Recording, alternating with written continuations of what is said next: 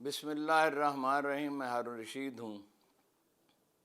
زیادہ اہم خبریں تو آپ جانتے ہیں کہ دوسری ہیں، لیکن اس لطیفے پہ بہت گفتگو ہو رہی ہے کہ شہباز شریف اور راجہ ریاض کی میٹنگ ہوئی تو دونوں ایک دوسرے سے پوچھتے رہے کہ آپ کو پتہ ہے نگران وزیر اعظم کون ہوگا۔ سپریم کورٹ نے ریویو اینڈ ججمنٹس ایکٹ کالعدم قرار دے دیا ہے۔ 19 جون کو سماعت مکمل ہوئی تھی اور فیصلہ محفوظ کر لیا گیا تھا۔ اس کے کہا جاتا ہے کہ دور رس اثرات ہوں گے۔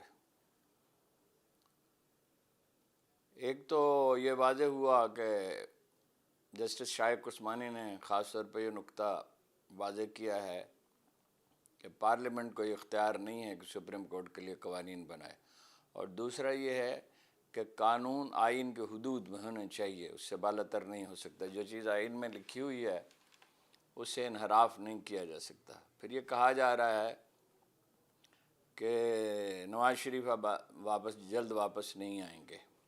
کہا جاتا ہے کہ چیف جسٹس صاحب چلے جائیں گے تو پھر واپس آئیں گے، ابھی تک خوف کے مارے وہیں بیٹھے ہوئے ہیں۔ یہ بھی کہا جا رہا ہے کہ نواز شریف کی سزا کا فیصلہ آسانی سے کالعدم نہیں ہو سکے گا، اور جہانگیر ترین والا فیصلہ بھی آسانی سے منسوخ نہیں ہو سکے گا۔ دوسری خبر یہ ہے، اور یہ کہ جو الیکشن کا حکم دیا تھا سپریم کورٹ نے، اب اس پہ سوال اٹھیں گے اور یہ عدالت میں جائے گا معاملہ۔ اور الیکشن کا جو فیصلہ دیا گیا تھا 14 مئی کو 2 صوبوں میں، پنجاب میں اور پختونخوا میں، وہ بھی معاملہ عدالت میں دوبارہ اٹھے گا۔ یہ انٹرپریٹیشن کر رہے ہیں، یہ تعبیر کر رہے ہیں قانون دان۔ تیسری خبر یہ ہے کہ لسٹیں تیار کر لی گئی ہیں مزید کارکنوں کی گرفتاری کے لیے پی ٹی آئی کے ڈویژن کی سطح پر، اور بھجوا دی گئی ہیں پولیس اسٹیشنز کو۔ تو بہت ایک بڑا کریک ڈاؤن ہو سکتا ہے۔ کچھ واقعات ہوئے بھی ہیں، کچھ لوگوں کو گرفتار کیا گیا ہے، شاندانہ گلزار کو اور کچھ لوگوں کو، لیکن اب تو یہ معمول کی خبر بنتی جا رہی ہے۔ کتنے لوگ گرفتار کیے جائیں گے کہا نہیں جا سکتا۔ راجہ ریاض کے بارے میں یہ کہا جا رہا ہے کہ وہ 3 دن سے جہاں کہیں وہ دکھائی دیتے ہیں تو مسرت ان کے چہرے سے پھوٹ رہی ہے۔ ایسا خوشباش انہیں کبھی نہیں دیکھا گیا۔ ایسا لگتا ہے کہ وہ نگران وزیر اعظم کے انتخاب میں انہوں نے اپنا کردار ادا کیا ہے اور اتفاق رائے نہیں کیا وزیر اعظم سے، جو ظاہر ہے کہ وزیر اعظم کی تو رائے نہیں ہوگی، نواز شریف صاحب کی ہوگی۔ وہی پارٹی کے سربراہ ہیں، وہی پارٹی کو چلا رہے ہیں۔ نگران وزیر اعظم کون ہوگا؟ اب ایک نیا نام آیا ہے، جلیل عباس گیلانی صاحب کا، اور جناب حفیظ شیخ کا نام تو لیا ہی جا رہا تھا، اب سنجرانی صاحب کا بھی نام ہے، ایک اور گیلانی صاحب بھی ہیں، کیا نام ہے میں بھول رہا ہوں۔ تو ہونا کیا چاہیے؟ سوال یہ پیدا ہوتا ہے کہ ہونا کیسا وزیر اعظم ہونا چاہیے؟ تو ظاہر ہے مسئلہ ملک کا معاشی ہے۔ ایسا وزیر اعظم ہونا چاہیے جو کوئی فائنینشیل ڈسپلن قائم کر سکے، بڑھتی ہوئی مہنگائی میں کچھ کمی لا سکے اور فضول خرچی کو روک سکے۔ حال یہ ہے کہ ان برے حالات میں بھی 2 ارب اور 30 کروڑ روپے کی کاریں پنجاب حکومت نے خریدنے کا فیصلہ کیا۔ اس طرح کے اقدامات کو روکا جا سکے۔ کوئی 80-90% بجٹ جو ہے ترقیاتی وہ جاری کر دیا گیا ہے، اور ایسا کبھی ہوا نہیں۔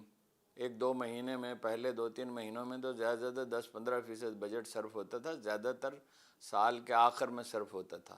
اب یہ تیزی سے جو کام ہوگا وہ تو سوشل میڈیا پہ تو دکھایا جا رہا تھا، جس کی تردید بھی نہیں کی گئی کہ قصور میں گئے تو پانی پہ ہی تارکول بچھا دیا شہباز شریف صاحب، اور 21 ایکڑ کا ایک مکئی کا کھیت ہی کاٹ دیا گیا، اور وہ بیچارہ روتا پھر رہا ہے۔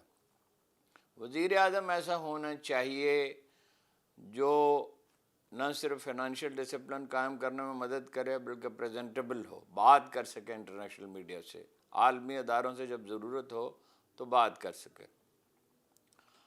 اور صادق سنجرانی صاحب جو ہیں وہ قابل قبول ہو سکتے ہیں، مگر وہ پریزنٹیبل تو نہیں ہیں، وہ ان کا ایکسپوئر نہیں ہے۔ وہ پہلے تو اطلاع یہ تھی کہ انہوں نے خود ہی کیا ہے اپنا نام پیش اور لابنگ کر رہے ہیں. اب ایسا لگتا ہے کہ سیریسلی کچھ لوگ ان کے لیے بات کر رہے ہیں، بڑے اہم لوگ بات کر رہے ہیں. بہرحال یہ کہا نہیں جا سکتا کہ کون صاحب ہوں گے.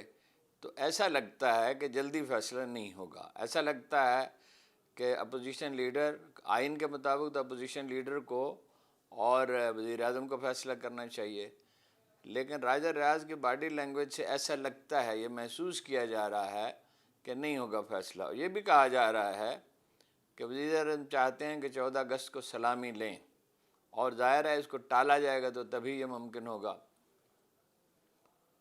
تو وہ زیادہ امکان تو مجھے تو اب بھی حفیظ شیخ کا لگتا ہے، اس لیے کہ وہ عالمی اداروں کے ساتھ انہوں نے کام کیا ہے. وہ کوئی ایک سے زیادہ حکومتوں میں وزیر خزانہ رہے ہیں، لیکن بہرحال کچھ کہا نہیں جا سکتا. جلیل عباس جیلانی بھی پریزنٹیبل تو ہیں، اور لیکن سنجرانی صاحب کا مشکل لگتا ہے، اور وہ ان کا انٹرسٹ ہے بلوچستان میں. اور بلوچستان انہیں پہلے بھیجا گیا تھا جب کرائسس ہوا تھا صوبائی حکومت میں، تو کوئی کردار انہوں نے ادا نہیں کیا. تو وہ اسی وقت بلوچستان کے اخبار نویس کہہ رہے تھے کہ یہ کیا کریں گے، یہ تو اپنا اشارہ ابرو پہ چلنے والے آدمی ہیں، ان کی تو کوئی ذاتی رائے نہیں ہے، اور جو کچھ ان سے کہا جائے گا وہی کریں گے. ویسے وزیر اعظم جو بھی ہوگا، ظاہر ہے جو اس کی کوئی پار بیس تو نہیں ہوگی، اس کی اپنی کوئی طاقت تو نہیں ہوگی. اسے یہ ملحوظ رکھنا ہوگا کہ اسٹیبلشمنٹ کیا چاہتی ہے. اسٹیبلشمنٹ ظاہر ہے یہ چاہے گی کہ معاشی حالات بہتر ہوں، باقی تو خیر جو بھی پہلو ہیں اس کے وہ واضح ہی ہیں. تو اگلے 3-4 دن ابھی اہم ہیں، بلکہ کہنا چاہیے یہ ہفتہ یہ وہ اپنا کمیٹی کے پاس جائے گا. جب اتفاق رائے نہیں ہوگا اپوزیشن لیڈر میں اور وزیر اعظم میں تو کمیٹی کے پاس جائے گا، کمیٹی سے الیکشن کمیشن میں جائے گا، پھر الیکشن کمیشن سے جو کہا جائے گا وہ کریں گے. سلطان سکندر صاحب جو ہیں ان کے بارے میں تاثر یہی ہے کہ جو وہ کہیں گے. اور جیسے میں نے عرض کیا، دوبارہ اس نقطے کو دہراتا ہوں کہ وزیر اعظم کو ایسا با اختیار آدمی نہیں ہوگا. اسے ظاہر ہے طاقت کے مراکز کی طرف دیکھنا ہوگا، اور ظاہر ہے سچویشن ہی اہم ہوتی ہے. پالیٹکس میں سب سے اہم چیز آدمی نہیں ہوتا، سچویشن ہوتی ہے. 1937 کے الیکشن میں قائد اعظم کو 24% ووٹ ملے تھے مسلمانوں کے. جداگانہ الیکشن تھے، یعنی مسلمان امیدوار کو ووٹ ڈالے گا اور دوسرے لوگ جو ہیں وہ اپنا الگ سے ووٹ ڈالیں گے. تو انہی قائد اعظم کو 1946 کے الیکشن میں 75.6% ووٹ ملے، اور باقی جو 24.4% تھے تو وہ پاکستان کے خلاف نہیں تھے. سب کے سب ظاہر آزاد امیدوار بھی ہو سکتے ہیں. یہ ڈائلما اپنی جگہ پر قائم ہے کہ عمران خان کی مقبولیت کا کیا کیا جائے. اب یہ اٹک جیل سے جو خبریں آ رہی ہیں وہ یہ ہیں کہ وہ باہر نکلتے ہیں جب انہیں بھاگ کرنے کی اجازت دی گئی ہے، ورزش کرنے کی، تو وہ قیدی نعرے لگاتے ہیں. اب اس کا کیا کیا جا سکتا ہے جب سب کے سب لوگ نعرے لگا رہے ہیں ان کے حق میں. اور انہوں نے ایک لیکچر بھی دیا قیدیوں کو چلتے چلتے کہ بھائی اپنی صحت کا خیال رکھیں اور ایسا کریں اور ورزش کریں اور یہ اور وہ سنتے رہے، اور انہیں روکا نہیں گیا. افسوسناک پہلو وہی ہے، اس کا ذکر کرتے ہوئے کوفت ہوتی ہے کہ رانا ثناء اللہ صاحب نے کہا کہ اگر کیڑے ہیں تو وہ کانوں میں روئی دے لیا کریں. اب یہ نہیں سمجھ میں آتی کہ کیڑے جو ہیں وہ کانوں میں روئی دینے سے کیسے رک سکتے ہیں. اور خان صاحب نے کتابیں منگوائی ہیں، ایک امریکی مصنف کی کتاب ہے اسلام پہ، مقدمہ ابن خلدون ہے، قرآن مجید ہے، سیرت النبی ہے. جہاں تک مجھے یاد پڑتا ہے کہ مقدمہ ابن خلدون تو شاید میں نے بھی انہیں دیا تھا، جناب عمر فاروق اعظم پہ ایک کتاب بھی دی تھی کہ بھئی اگر آپ سمجھنا چاہتے ہیں کہ میں ایک دفعہ گیا تو وہ پڑھ رہے تھے اپنا ماؤ زیدونگ کے ورکس، تو میں نے کہا ماؤ زیدونگ تو ایرریلیونٹ ہو چکا، یہ پڑھیں جناب عمر فاروق اعظم، ان سے بڑا ایڈمنسٹریٹر تاریخ نے کم دیکھا ہے. تو جناب سلیمان علیہ السلام کے بارے میں کہا جا سکتا ہے، اور جناب رسالت میں آپ کی تو خیر بات ہی کیا ہے، ان کا ذکر دوسرے لوگوں کے ساتھ تو نہیں کیا جا سکتا. تو وہ اپنا پھر یہ بھی رانا صاحب نے کہا کہ بھائی اپنا اے سی کی اجازت نہیں ہوتی ہے، اور نواز شریف صاحب کے کمرے سے بھی ہٹا لیا گیا، ہمارے علم میں نہیں ہے کہ ہٹایا گیا، اور گھر کا کھانا جو ہے اس کا کسی نے ان سے شاید پوچھا ہی نہیں۔ تو بھائی گھر کا کھانا جو ہے اس پہ بھی بحث ہوتی رہی عدالت میں کہ، اور حکومت کے ترجمان نے کہا کہ اس میں زہر ملایا جائے، گھر والے کیوں زہر ملائیں گے جی؟ اور اس کا تو بڑا آسان علاج ہے، پہلے کوئی دوسرا آدمی کھانا چکھے گا اور گھر والوں کو اجازت دی جائے کہ وہ اپنا جا کے براہ راست ان کو ڈیلیور کریں، جس آدمی کو وہ کہیں، جس پہ اعتماد کریں۔ ان کی بیگم صاحبہ نے شکایت کی ہے کہ جب گھر پہ آئے انہیں گرفتار کرنے کے لیے، حالانکہ انہوں نے کہا مجھے 5 منٹ دے دیں، تو 5 منٹ میں جب گھیرا ڈالا ہوا ہے تو کوئی آدمی کہاں جا سکتا ہے؟ 5 منٹ تو بہت تھوڑا سا وقت ہے سامان رکھنے کے لیے، 10-15 منٹ چاہیے ہوتے ہیں۔ تو اس کے باوجود وہ کہتی ہیں کہ بیڈ روم میں گھس گئے اور تلاشی لی، اور کچھ چیزیں، تھوڑی سی رقم انہوں نے کہا ہے، جس سے اندازہ ہوتا ہے کہ کوئی غلط بیانی نہیں کی۔ اگر غلط بیانی کرنی ہوتی تو کہتے ہیں بہت سی رقم اٹھا کے لے گئے، کچھ سامان بھی اٹھا کے لے گئے، اور میں نے ان سے کہا بقول ان کے کہ آپ چیزیں جو لینی ہیں وہ لے جائیں، لیکن مہربانی کر کے بدتمیزی نہ کریں، مگر وہ کہتی ہیں کہ انہیں دھمکیاں دی گئی۔ تو خان صاحب کی کتابیں منگوانے سے یہ احساس ہوتا ہے کہ وہ یہ سمجھتے ہیں کہ طویل مدت کے لیے انہیں رہنا پڑے گا جیل میں۔ برائل ان کا بتایا جاتا ہے کہ بلند ہے، حوصلے بلند ہیں، اور وہ کہا بھی انہوں نے اپنے وکیلوں سے کہ وہ کوئی ڈی کلاس ہے تو اس میں بھی بھیج دیں۔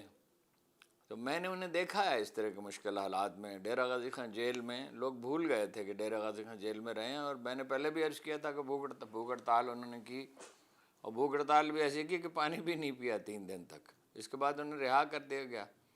جنرل مشرف کا رویہ نسبتاً نرم تھا، اور نرم کیا بہت پر اعتماد تھے۔ یہ چینلز کی اجازت انہوں نے ہی دی تھی، یعنی اس سے پہلے جو اتنے سویلین لیڈر آئے، فوجی حکمران آئے، کسی تصور ہی نہیں تھا۔